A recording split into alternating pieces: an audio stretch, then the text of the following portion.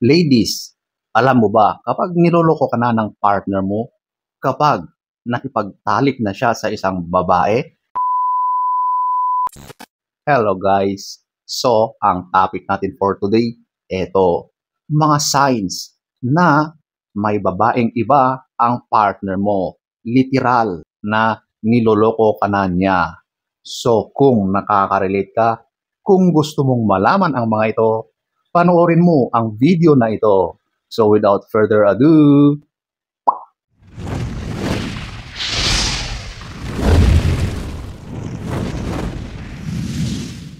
so, eto, ating aalamin ang mga signs na niloloko ka na ng partner mong lalaki.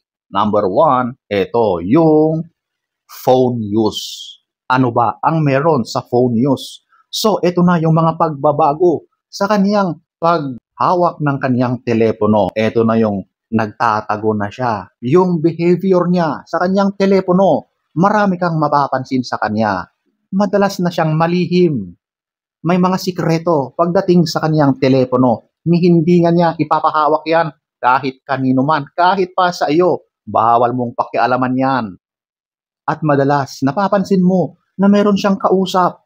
Nagbubulong-bulungan sila. O di kaya, kapag meron siyang kausap, lumalayo siya.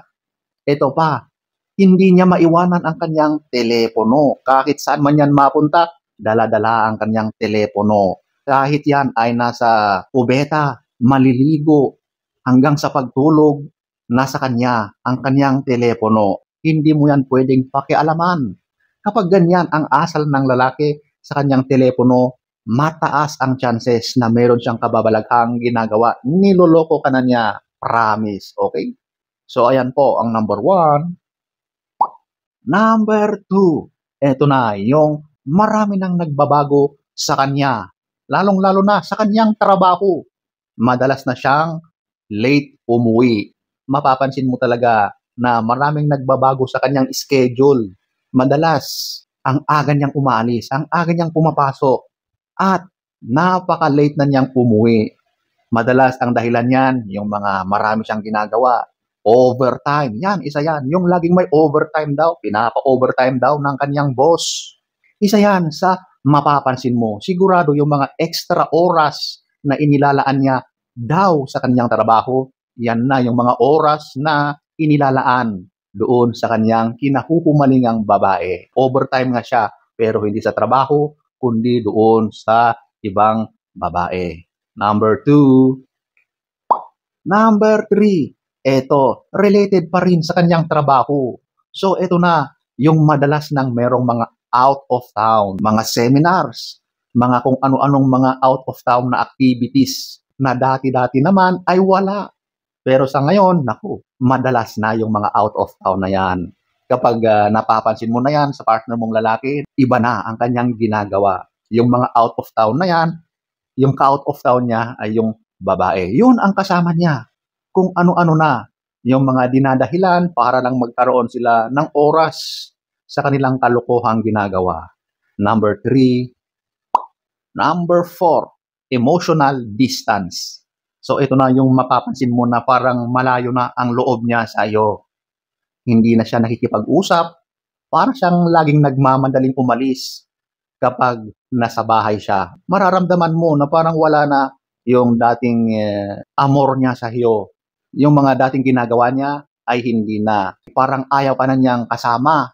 Talagang distance, talagang gumagawa siya ng mga paraan para hindi kayo magkasama. Kasi nga, iba na yung pinaglalaanan nila ng kanilang energy, ng kanilang time, nandun na sa ibang tao. Kaya pagdating sa iyo, ay talagang distansya, amigo. Ganun po siya pagdating sa iyo. Isa yan sa makikita mo agad-agad sa partner mong lalaki kapag meron na yung kinalulukuhang iba. Number four. Number five. Ito, yung change in intimacy. So, ito na yung literal na ayaw ka na niyang tatali. Ayaw ka na niyang kaes. Nako, wala na talaga kapag ganyan. Kasi mapalalaki man or babae, kapag meron nang nagbibigay sa kanya sa labas, pagdating sa iyo, wala na talaga yan. Ayaw niya. Para na siyang nandidiri sa iyo. Tsaka yung mga pakiramdam niya, yung mga guilt feelings niya, Isa pa yan sa nagpipigil sa kanya para hindi ka na ka-S. Ganon po yun. At saka ang mga lalaki na meron ng ibang babae, wala na yang gana sa iyo na literal. Ayaw na ayaw ka na niyang kasama sa kwarto niyo. Ang gusto lang niya is matulog. Pero pagdating sa ganon, wala. Ayaw niya. Magdadahilan yan sigurado. O kaya doon na lang siya matulog sa harap ng TV o sa upuan. Or kahit saan doon sa inyong bahay. Basta iniiwasan niya, nahahantong kayo doon sa S. Number 5. Number 6. Sudden change in appearance. So ano ba yung pagbabago niya sa kanyang itsura? Nagpapapogi siya. Na mas lalo siyang nagiging magandang lalaki. Okay? Tsaka yung mga pananamit na niya, ibang-iba na.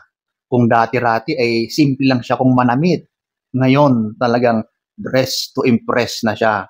Yung tipong para na siyang binata or nagbibinata ulit kapag nagpormahan siya. Kasi meron na siyang ibang babae na pinapa-impress, pinapakitaan sa labas, okay? Kaya ganyan na ang kanyang mga pinaggagawa sa kanyang sarili.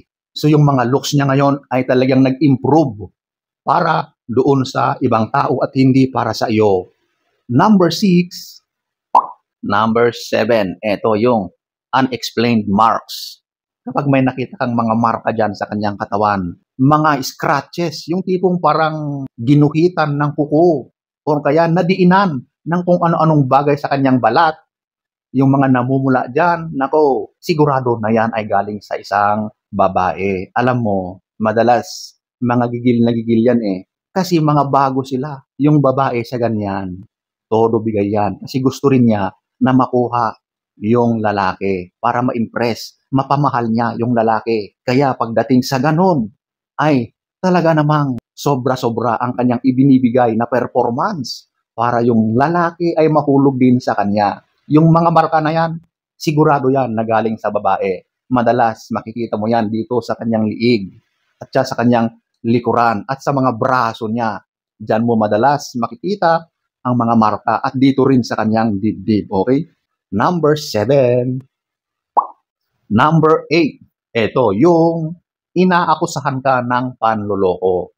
Alam mo, ang tao na may ginagawang kalokohan, gagawa yan ng paraan para baliktarin ang mga sitwasyon para ikaw yung magmukhang may ginagawang kasalanan. Yan ang madalas na defense mechanism, reverse psychology na ginagawa ng mga taong manloloko. Kaya kapag ganyan ang ginagawa ng partner mo sa iyo, wala ka namang ginagawa, siya na ang may ginagawang kalokohan. Meron na yang babae, promise. Number 8. So, ayan po ang iilan sa mga signs na ikaw na ay niloloko ng iyong partner na lalaki.